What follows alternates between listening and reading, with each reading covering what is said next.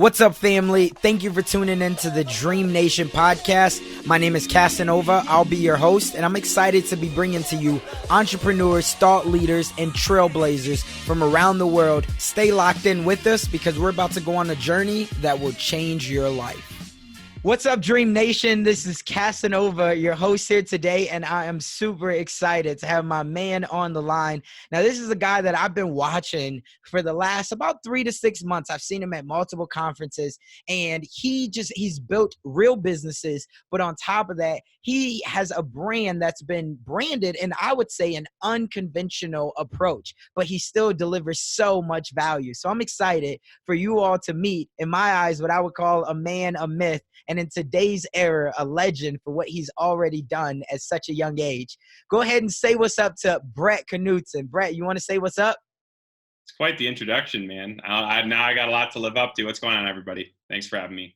Yeah, man, I'm sure, like I said, I've already heard the value that you dropped, and I know more people. So more people are going to want to hear exactly, what you know and how they can level up in life and business. So I always like to give the proper introduction, and I like to think of today's entrepreneurs, again, like kind of like in the form of superheroes, right? We're out there, we're constantly saving lives, but at the end of the day, we're really building relationships, and we are finding flaws in today's world and changing those for the better. And so I want to ask you, before building social media platforms, before building digital marketing agencies that you've helped businesses scale and then also sell for over $500 million, like, tell me, going back 20 years ago to when you were just a little boy, who is Brett Knudsen?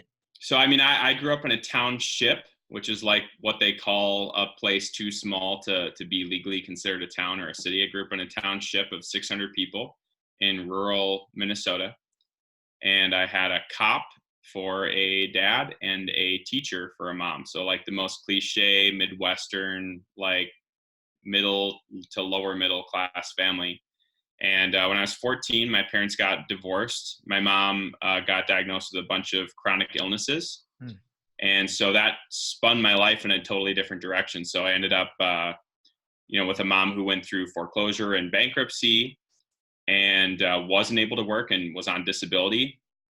And I would kind of bounce back and forth because my parents had split custody between a house where I had everything I needed, like clothes and food, and a house where I didn't have anything I needed. Would have to smuggle clothes from my dad's house to my mom's house and smuggle food. So it was a pretty crazy thing to go through as, hormones and everything's going crazy as you're a teenager trying to figure out life. And that was kind of my growing up. I didn't ever know an entrepreneur. The closest thing I knew to an entrepreneur might be like like I had friends who had like parents that owned like a dentist clinic or something, but I never really knew anybody who actually like started something from nothing that didn't have a proven business model around it. Right. So that was kind of my growing up, and nothing too crazy.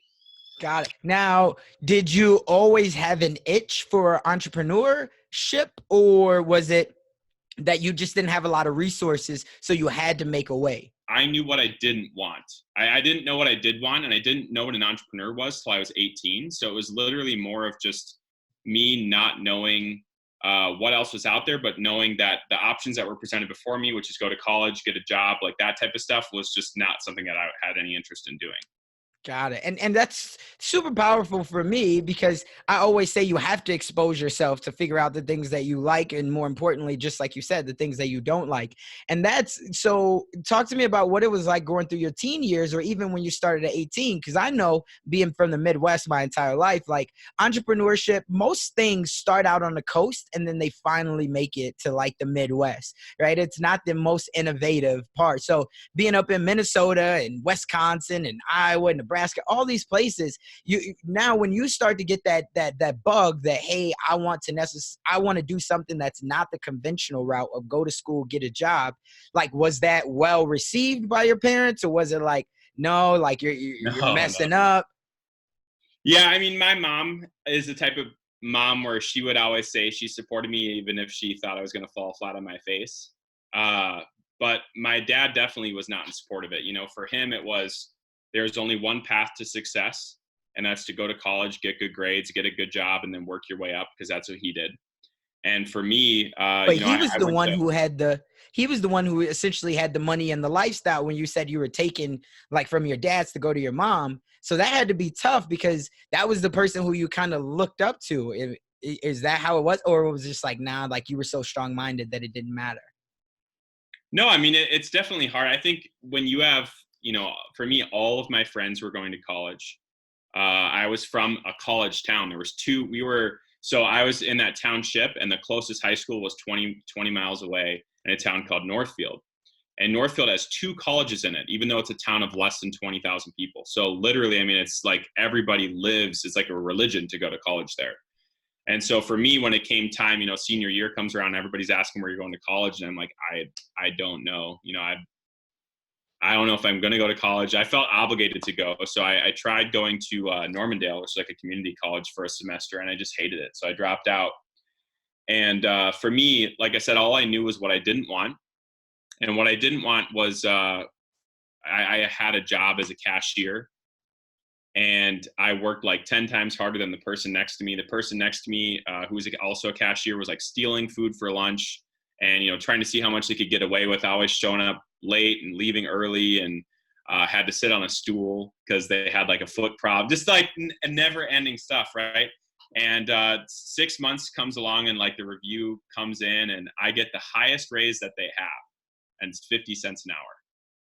I was like, I'm done. Like I literally, I put in my 2 weeks and I left, and I was just like, I need to find something where I feel like I'm earning a paycheck and not collecting one, where I feel like I can have a chance of being paid what I'm worth, or what I felt I was worth. And I discovered sales. Okay. And I think a lot of people, like when they're lost, and especially if you don't have a college degree, it's like, where can I make the most money? Right. Like where to have the best shot? It's you end up in sales. And nobody told me that sales was supposed to be hard, or, I didn't have any preconceived notions of like the used car salesman or anything. So I excelled. And throughout that process is when I got introduced to entrepreneurship, when one of my mentors decided to start a direct sales company and kind of invited me to be a part of starting that. And that company ended up failing, but it was a learning experience for me. It actually made me not want to be an entrepreneur. Because I was like, man, this is painful. I lost a lot of money, and I had a lot of family and friends that invested into it, and it failed. So it's very publicly embarrassing. And it was almost like one of those moments, I think that a lot of people have this, where everybody's been waiting to say, I told you so. Right. And even though not everybody says it, like you feel it from everybody. Right. Absolutely. It's like, okay, good. Like now Brett's back in his place where he belongs, And so I literally, and it worked. Like I started looking at going back to college and everything. I think that's the problem, is most people only have one hit in them. It's like they go out and they try something new. They think maybe this entrepreneurship thing's for me. Maybe I can, own a business and have a life that's on my terms. And they go out and it's harder than they expected, and they fail, and everyone sees their failure, and they're like, man, you know what? I guess I'm just not cut out for it. So talk to me about how you flip that mindset then. Like what did you have somebody like your mom that says, listen, you got this again? Or did you just see another opportunity that was like, okay, how did you flip the mindset to not be like everyone else? So for me, what happened was I had a reason why, like a why that was so compelling that it drove me back into being an entrepreneur against really having an interest in doing it again. And so I had gotten back into sales after I failed that first business, and I was making 6 figures a year. And that's like what most people think, like the enemy to great is terrible. And that's not true. Like the enemy to great is good enough. Right. And so for me, I had this good enough thing. So I was making 6 figures a year. I was 21 years old or 22, however old I was, and I didn't have a degree. So that was like, that's pretty darn good enough. Right. Right. Especially just for where I was living and everything, that everyone I was around at the time, that was like, I was doing well. But for me, my mom, like I said, she had all these chronic disabilities, and it caused her to eventually lose her license. And as a result of that, she basically got to the point where she would just sit at home by herself all day and do nothing. And like I said, she's divorced. My siblings had moved out. So it was just her, and she was super lonely, didn't have any friends. And I was like, man, I started looking around for ways that I could find something that could help her meet the people that were nearby and share the same interests as her so she could make new friends. And there was nothing at the time.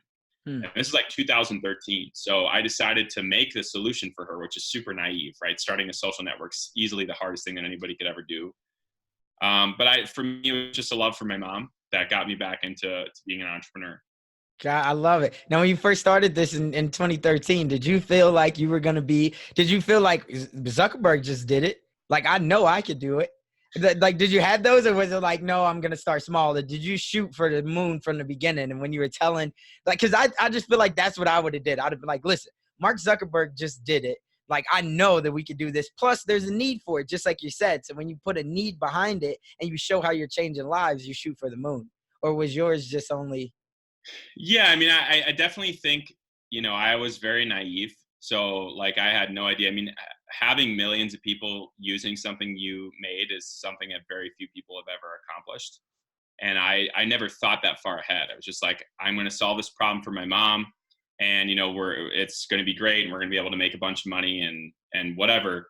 I didn't really have any concept of how hard that actually was, because I had no technical expertise or background, right? I didn't know how to code. So my first step is I had to go and find a developer and find someone who could build a minimum viable product. And I had to move. I ended up moving out to Silicon Valley and slept on a floor of an illegally modified house for 13 months because I couldn't afford a mattress. Wow. And shared that 1,200 square foot house with 20 other people. There was a family of 7 living in one bedroom, and they had modified everything into a bedroom. So the garage was turned into 2 bedrooms. The living room was turned into a bedroom. The master bathroom was turned into a bedroom. So everybody's living in a bedroom, and we're sleeping on a floor because I couldn't afford a mattress at the time, and working an entry-level part-time retail job to like pay rent, but have the flexibility to meet with investors and all this mess. And 20 months after I first came up with the idea, I finally raised our first round of funding. It was like 150,000. And, for me, I thought it's like, all right, this is all I needed, it's off to the races. And I couldn't have been more wrong. Like the cost of developing Hive ended up being well over $1 million. Wow. And, we ended up raising millions of dollars. And what's crazy about that space, the consumer software, the social networking space that nobody ever tells you is, in any other industry in the world, if you have hundreds of thousands of people using your product, you're a billionaire. In consumer software, if you have hundreds of thousands of people using your platform, you're broke. Why? Well, there's so much that you just said in there. And first, I want to go back to, you took a huge risk. So at this time, before you moved out to Silicon Valley, you're living where? So I was living in Minnesota, and like in a condo building. I ended up actually moving to Lawrence, Kansas first, which is like a part of the story I usually skip over because it makes no sense. Basically, I was told by a mentor of mine that they thought they knew someone who could develop this down in Lawrence, Kansas, of all places. So I moved to Lawrence, Kansas just to get out of Minnesota. And then I ended up meeting up with, I used a service that I highly recommend. It's free. It's called score.org, where you can find a mentor. So I found a mentor in Lawrence, and he's like, what the heck are you doing out here? Like, you're wasting your time, because that deal ended up falling through with that developer, at least for that time being. I ended up working out later, but he's like, you need to be in Silicon Valley if you're trying to raise money. Because this is back in early 2014. There's no venture capital in the Midwest. Right. So yeah, I just literally hopped in a car, my 92 Ford Taurus, which broke down 1 million times, and drove across the country with no place to stay when I had left. And ended up finding a place to stay as I was driving there. I was planning on being homeless, just sleeping in my car. Wow. And found a place to stay for a week while we could get up on our feet and find an actual place that we could stay more long term.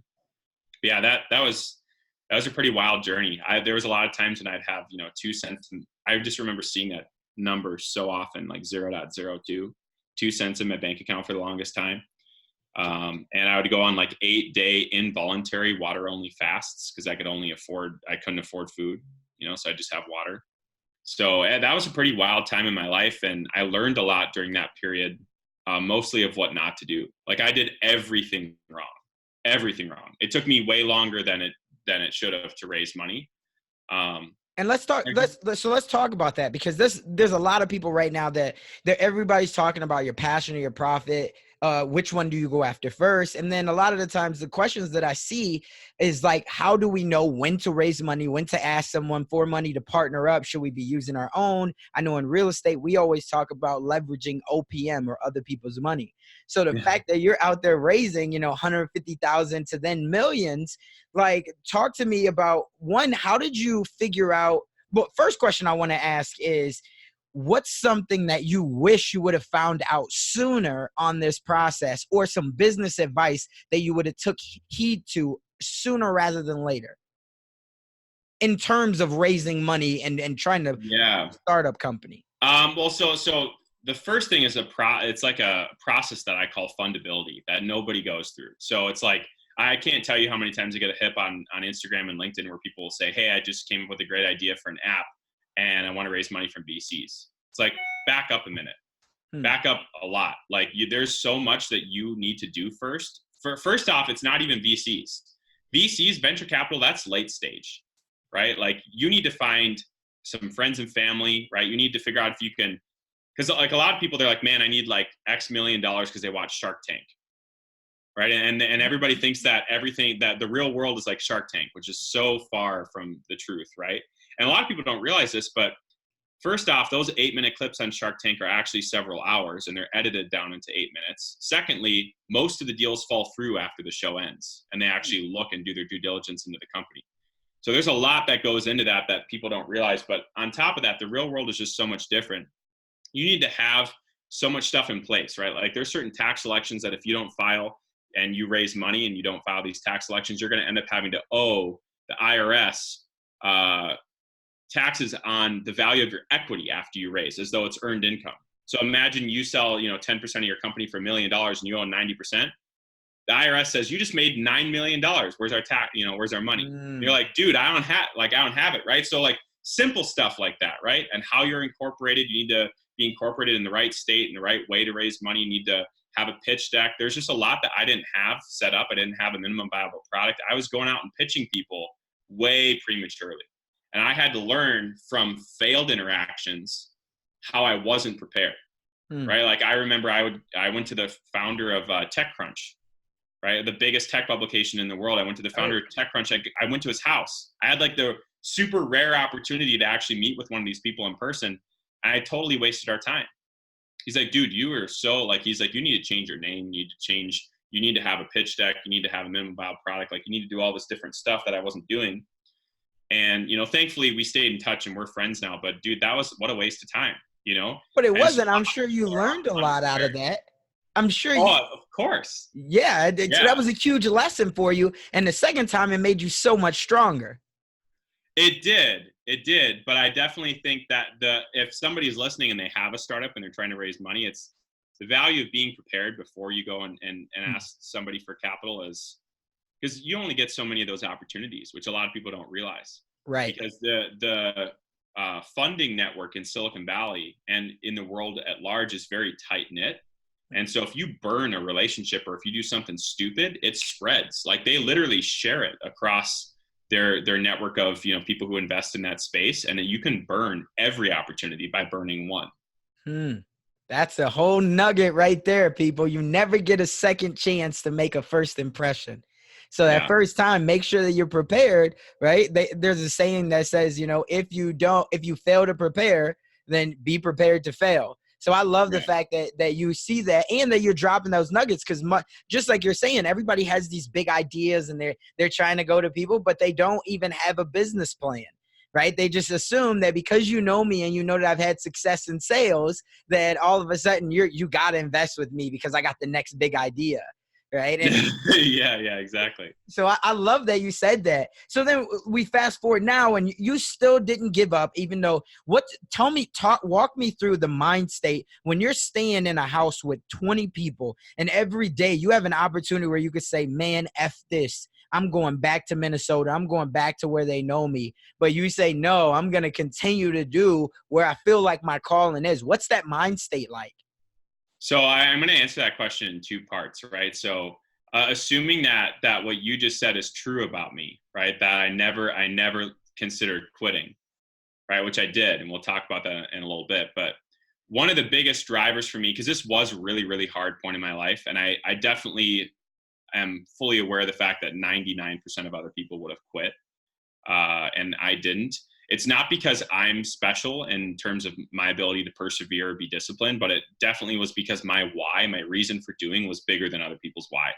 The plague that, or the epidemic that's plaguing the entrepreneur society right now is everybody's why is money. And that's not a big enough why. One, because it's so much harder to make money as an entrepreneur than it is to make money in any other industry. And two, because the obstacles are so large that it's easier to just quit and go do something to make a few bucks than it is to actually try and overcome those obstacles. So you need a why that's bigger than you and bigger than money. And my mom and her loneliness and the world at large, like the loneliness of everyone and how much of an epidemic that was my why.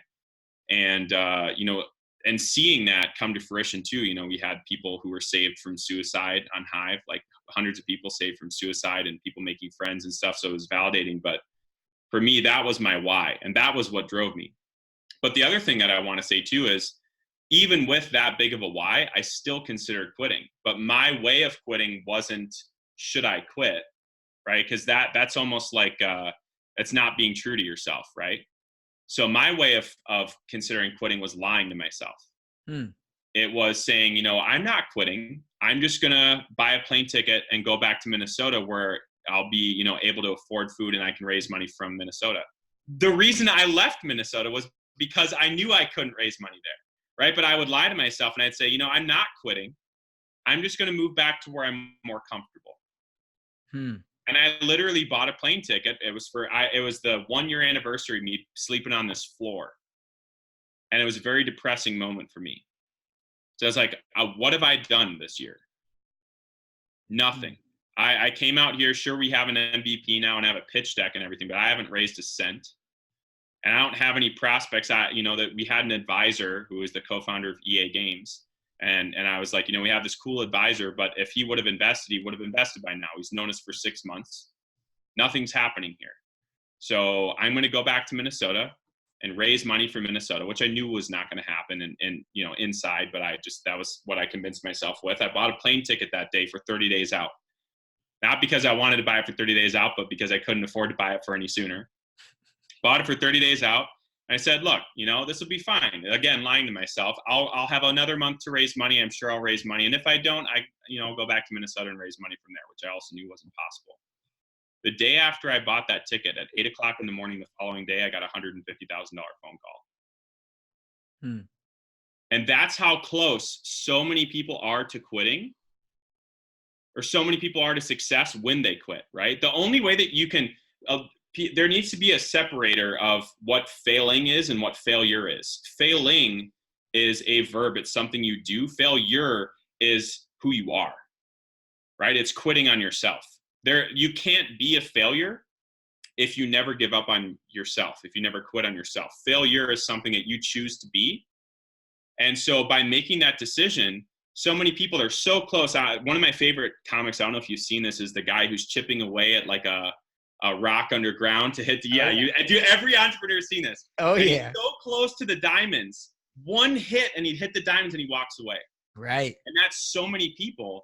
And I see that all the time. It's like most people don't realize how close they are to success when they quit.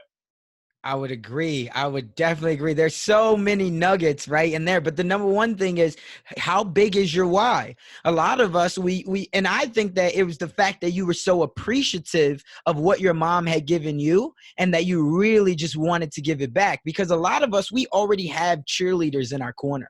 It could be our wives. It could be our kids. It could be our brothers, our sisters, our teachers, right? It could be, but we look past them, right? It's like looking past the tree to try to see the forest when you got a tree right there in front of your face. And so the fact that you were so appreciative and you said, listen, I can go back, but then I got to face all these other things. And I know that I'm not a failure. This one failed attempt is not who I am. It's the same thing. I coach my son in basketball, and I've been coaching him now for 3 years. And I tell my team all the time, and now my son's going into 3rd grade, but I tell them all the time, like, one game does not define us. Right? Yeah. Our goal is not to be the best team at the start of the season. Our goal is to be the best team at the end of the season. right? That's what it is. Yeah. So as long as you keep going, eventually it will pop. I say all the time as well, when hard work meets opportunity, it looks a lot like luck. You were already putting in the hard work.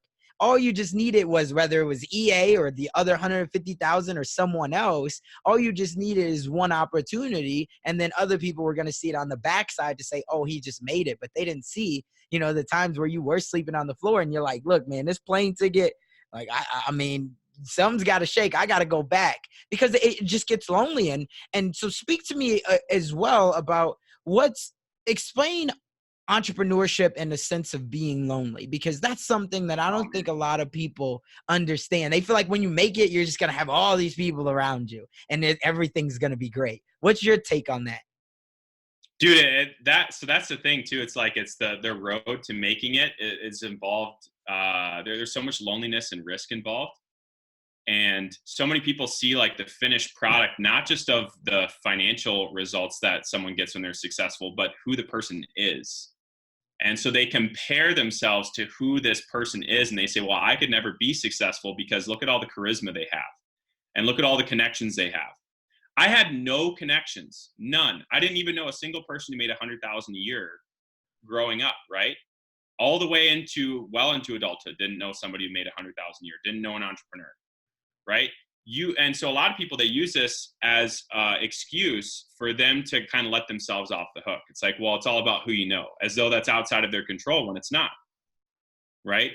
Same thing with like one of my least favorite things that that people compliment me on, especially when I can tell that it's a way for them to get out of doing it. It's like, oh, you have so much charisma. It's like, you have no idea what I was like in middle school. I had one friend. I was ruthlessly bullied. I couldn't look people in the eye when I was talking to them because I was so shy. And I was horrible at communicating. I played Yu-Gi-Oh! And I had like one friend. Like, that was me in middle school. I was a kid that everybody looked at and or everybody didn't look at, right? I was the invisible kid. Right? So clearly I was not born with charisma. It was very intentionally developed. And I don't think we have enough time for me to get into that, but it was very intentionally developed over about a decade of time. I love it. But people look at me and they're like, man, you have so much charisma to speak on stage. You don't, dude. So the number one fear that people have over dying is speaking in public. I was one of those people. Right? But I just also live by the belief that I am in control of a lot more than I think I am. And I'm going to constantly ask myself what I'm in control of. And if I'm in control of it, I'm going to, use it for my benefit. Right. Right. So a lot of people look at, they look at the people who arrive and they say, man, that person has X, Y, Z. That's why they're successful. It's that the person is successful and that's who they became through the result or through the process of becoming successful. You know what I mean? Absolutely. So it's the journey of who you become, and the money comes with who you become. Right. It's that transformation though, right? Like, you have to have a transformation, and we all will. But I think the reason why you were able to get it didn't, I get the same thing people say to me all the time: charisma, personality, all those things. Right. But at the end of the day, I think the reason why you're able to get up on stage and speak with so much conviction is because it's your truth. Right. That's all it really is. So many people are scared to tell their truth. But when you think about it, I say all the time, like, most people admire the 1%. Right. But we're told as we're growing up, you got to sit down, shut up, and fit in. But we admire the people who stand out. I say that all the time. Right. Dude, seriously, like, if people just would stop thinking about what other people say and just start watching what other people do. Right. Like you said, we're literally conditioned. It's like fit in. And then all of our idols are the people who don't fit in. Right. Absolutely. Let's because I know we are running up on time. So let's talk about now the digital marketing, because you have an agency, you've helped big brands grow their storytelling and personal brands, influencers. And influencer marketing is something that's really powerful nowadays. Before it was all about your numbers. Now they say, it's micro influencers. Talk to me about when you find someone who's looking to grow a personal brand, what are 2 or 3 key tips that you're telling them right now? Okay, so that's a lot. So if you're looking to grow a personal brand, you need to know who you are, and like one of the worst things that can happen is for your audience to be like, if someone says like, oh, who is this person? They're like, they do a lot of stuff, right? So First, you let me need, ask, do you believe that everyone needs their own personal brand? Or do you believe yes, that, okay, just some yes. people say like, no, you can hire somebody to be the brand. Well, so like it's different if it's a business, but in general, I believe everybody should have a personal brand because you can take it with you everywhere you go, Okay. right? Like if I sell one of my companies, I don't have to start from zero, right? But on top of that, there's so many indirect benefits of having a personal brand. Like people talk about the direct benefits, which is, money you can make from your following. There's so many indirect benefits that are as good or better than that. And one of the biggest ones is the opportunities that you get and the people that you have the chance to meet because of having a personal brand. If you have a personal brand, people are more likely to respond to you if you message them. If you have a personal brand, people are more likely to take what you say seriously. If you have a personal brand, you're going to be given more opportunities to speak. And I always say the best networking is done in the green room, right? Like Hmm. I don't come to these events to speak. I come to these events to meet people backstage, right? And build relationships backstage. And so there's a lot of opportunities that come indirectly from having a personal brand. And that's why I think that it's something everybody should have, even if they have no interest in being an entrepreneur. Because if you're an employee and you're looking for a job or you're looking for a promotion and there's somebody else who's equal to you but doesn't have a personal brand, they're going to pick you, Hmm. right? If you have a personal brand. So there's just so much power that comes with that. Obviously there's all the small direct benefits, which I think people focus on too much, like the free stuff and the pay to post and all that. But I think that the indirect benefits are huge, and it comes primarily, the ROI comes in your ability to network with some really incredible people. I mean, so many of my closest friends I've met as a result of having a personal brand. Yes. I love it. And just like you said, so much of that is done in the green room. And it doesn't even need to be you getting behind to be able to meet the speakers. So many business partners are just sitting 2 seats away from you while you're sitting there learning and networking. And even at the break times, going on lunch, there's so much. When people leave their families, when you go to events like Thrive and M3 and 10X, whatever it is, people leave their families, their environment because they want to meet new people, they want to level up, and they want to grow. So that's so key that you said that. Now, let's now talk about what are some things that you think that people should be doing on social media right now, because a lot of people just don't even know where to start. What are some things that you think for specifically building a personal brand? Some people say content is king. Some people say it doesn't have to be the best content. You just got to be consistent. What are those things? Yeah, so I mean, I'll just be honest. Like, I'm probably not the best person to ask when it comes to like what I'm doing. Like, I post, like my grid posts are like once every 2 weeks, right? So I'm not Gary V style. Like, I don't post like crazy. I do always have something for my followers to consume. So I always have story posts. I try to go live as often as possible. Ultimately, because of the way that Instagram is changing their algorithms, it's very hard to grow organically anymore. Um, same thing that happened with Facebook several years ago, right?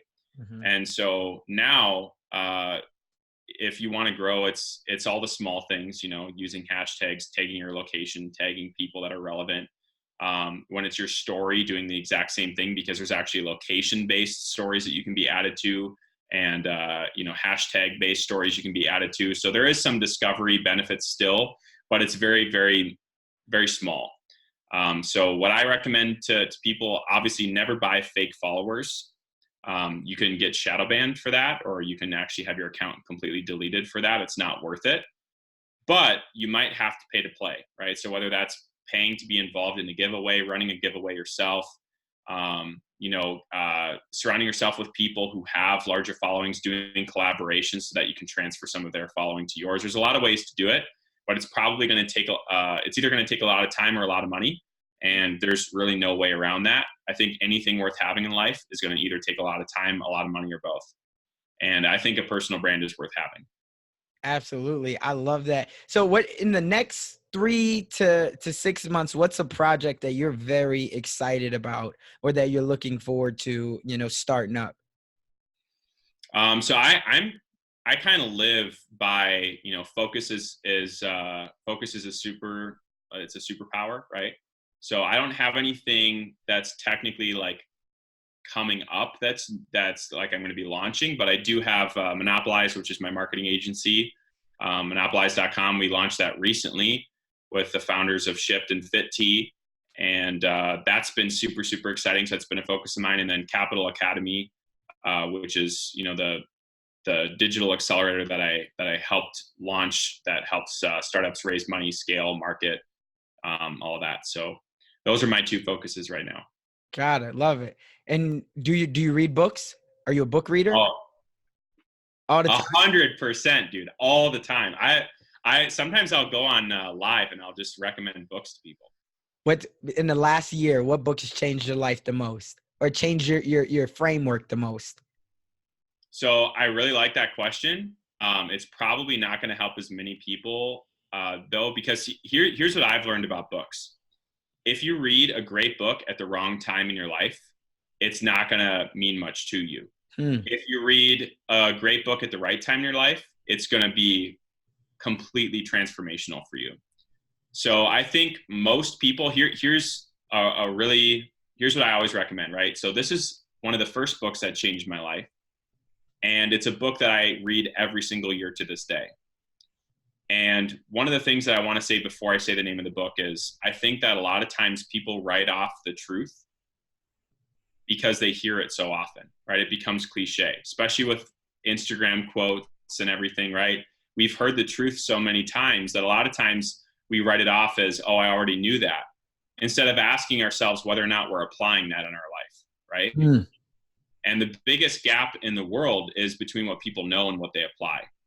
And so the reason why I preface all of this before I say the book name is because a lot of people, they've either already read the book and their reaction is going to be like, oh yeah, it was a good book.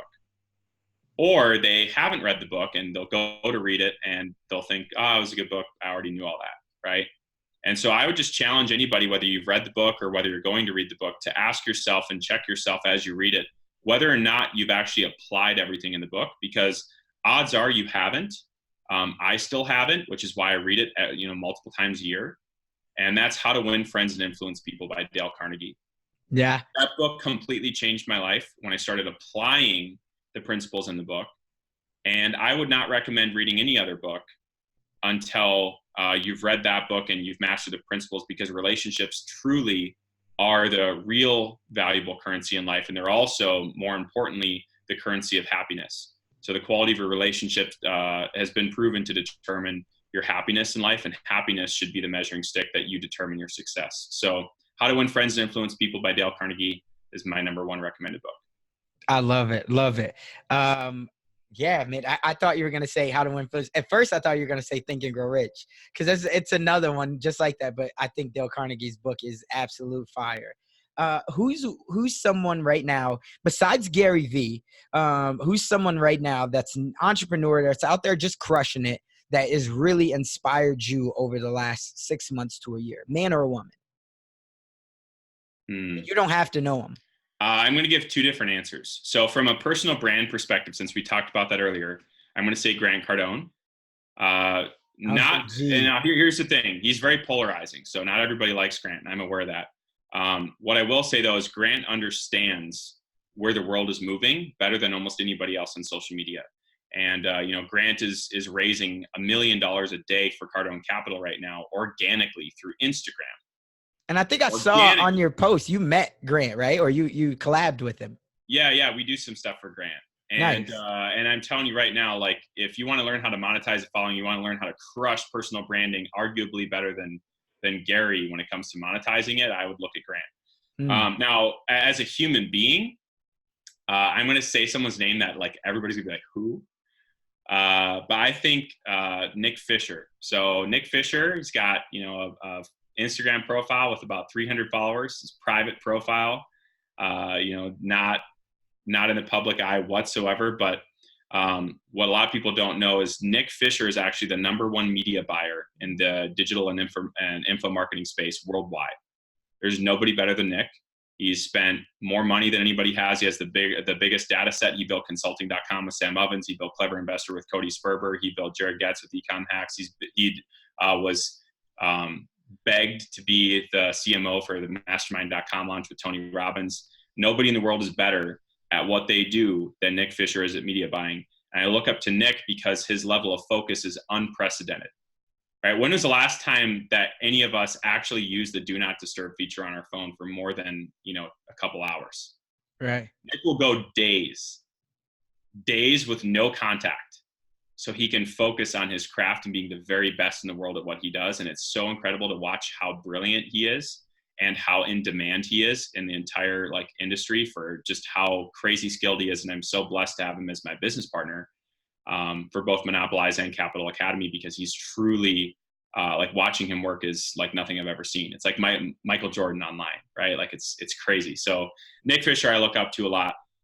And then Grant, when it comes to, how to do a personal brand the right way. So that's my 2 thoughts. Love it. Last thing I have, there's somebody out there that has been super inspired by your story, by the advice that you've given. I think that you've dropped mad nuggets. That's exactly why I wanted you on here. And this episode is going to be talked about for years to come. Let me ask though, for somebody who's listening, that they have that little voice in their head, as we all do, that says, you know what, I love that he did it, but in this day and era, I still can't do it. I'm not strong enough. I just don't have enough resources. I don't have enough time. What do you say to that person if hearing that they can't do it? We all have the same amount of time. And so we do what we value most at any given moment in time. So if you don't have the time, it just means that you don't it's not a priority enough to you over the other things that are priorities. And depending on what your priorities are, that might be fine. But everybody can make the time if it's a priority enough for them. And one of the best examples I always give is, think back to high school or college when you thought you were super busy and it was finals week or whatever, and then all of a sudden you got a girlfriend or a boyfriend. Oh, now you have lots of time for them, right? But it's because your priorities change. So we all have the time for what we make our priorities. And if you decide to make it a priority, you'll make it work. One of the best pieces of advice I think that's ever been given on focus is from Warren Buffett, who basically said, write down your top 25 goals, circle the top 3. He said your other 22 you didn't circle are now the do not touch at all costs list. It is the throw away and never think about again list, because you only have room to focus on 3 things and do them successfully. So I would just recommend to prioritize your life and then stick to those. Once you've conquered one area, then you can move on to whatever was, 4th place. So that'd be my advice for whoever's listening. Love it. Now, I want to be the first one to kick off the thank you train. For anybody who's looking to connect with you more, where can they find you at? Instagram, at Knutson, KNUTSON. It's just my last name. You can connect with me on LinkedIn and other mediums, but let's be real. I think Instagram is where it's at right now. So you can connect with me on Instagram. I try to reply to almost every DM. Either, if it's not me, it's James, who's like my right hand and basically knows everything about me at this point. We've been working together so long. So love it. That's it. Cool, man. Well, thank you again. We can't wait to have you back on the show. It has been a phenomenal one, and we just appreciate you coming and sharing all of your secrets with us. Absolutely. Thanks for having me. Thank you. As always, if you've gotten anything out of this episode, reach out to me. Let me know. Facebook, Instagram. I'm always on Instagram. Or leave me a review, especially if you have iTunes. I would love to get a review. I would love to hear your feedback. It'll keep me knowing that I'm giving value out and that you love these episodes, so I can keep bringing more and more and more. My goal is to just serve each and every one of you all. I know that there's questions. I know that there's a lot of doubt. There's a lot of worry. But at the same time, we're dreamers. And what that means is there's a lot of excitement. And as long as we can take some action with some tactical tips, I know that means that we can turn our dreams into reality. And that's all I'm trying to do. So I'll see you on the next episode. I appreciate you listening again. And as always, remember, in the dream we trust.